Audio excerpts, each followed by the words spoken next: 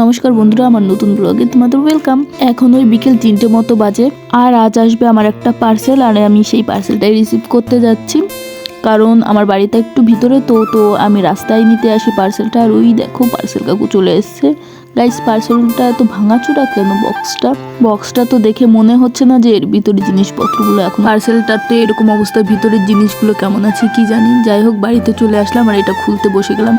আর এই প্যাকেটটা এত সুন্দর করে প্যাকেট করা ছিল যে এটার ভিতর থেকে কেউ যদি চুরি করে জিনিস নেয় তো সেটা একদম ভালোভাবে বোঝা যাবে। আর এত আঠা দিয়ে আটকানো ছিল যে আমার খুলতে অনেকটা টাইম লেগে গেল। ফাইনালি জিনিসগুলো বেরিয়ে গেছে। তোমরা কি গেস করতে পারছো এগুলো কি?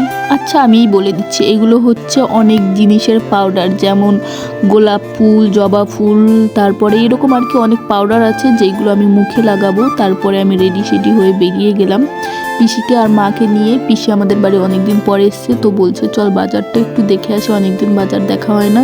তো বাজারে এসেছিলাম ঘুরতে। দোকানগুলো এখনও খোলেনি, এখন ওই 5টা মতো বাজে, কিন্তু এখনও দোকান খোলেনি। তারপর আমরা হাঁটতে হাঁটতে মেলায় চলে আসলাম। মেলা এখনও শুরু হয়নি, এখনও 2 দিন বাকি আছে। তবে দোকানদাররা সব জিনিসপত্র নিয়ে চলে এসছে, দোকান বানানো শুরু করেছে। আর এই যে মাটির জায়গাটা দেখতে পাচ্ছ, এইখানটায় হচ্ছে বলি হয়। তারপরে আমরা চলে আসলাম ফুচকা খেতে। তো আমরা ফুচকা খাচ্ছিলাম। ফুচকা খাওয়ার পর আরও একটা জিনিস খেলাম, সেটা হচ্ছে ঘুগনি। আর এই চিংড়া মশলা মেলার ঘুগনিগুলো আমার এত ভালো লাগে না। তারপরে খেলাম আইসক্রিম, কারণ ঘুগনি খেয়ে ঝাল লেগে গেছে। আর তারপর আমরা বাড়ি চলে আসলাম। বাড়ি এসে খেয়ে নিলাম একটা জিলাপি। আর আমার মাথার অবস্থা খারাপ হয়ে গেছে, কারণ জানি না আমি কোথাও চুল বেঁধে গেলে আমার চুলটা ঠিক থাকে না। আজ এই পর্যন্ত, দেখাচ্ছি নেক্সট ভিডিওতে।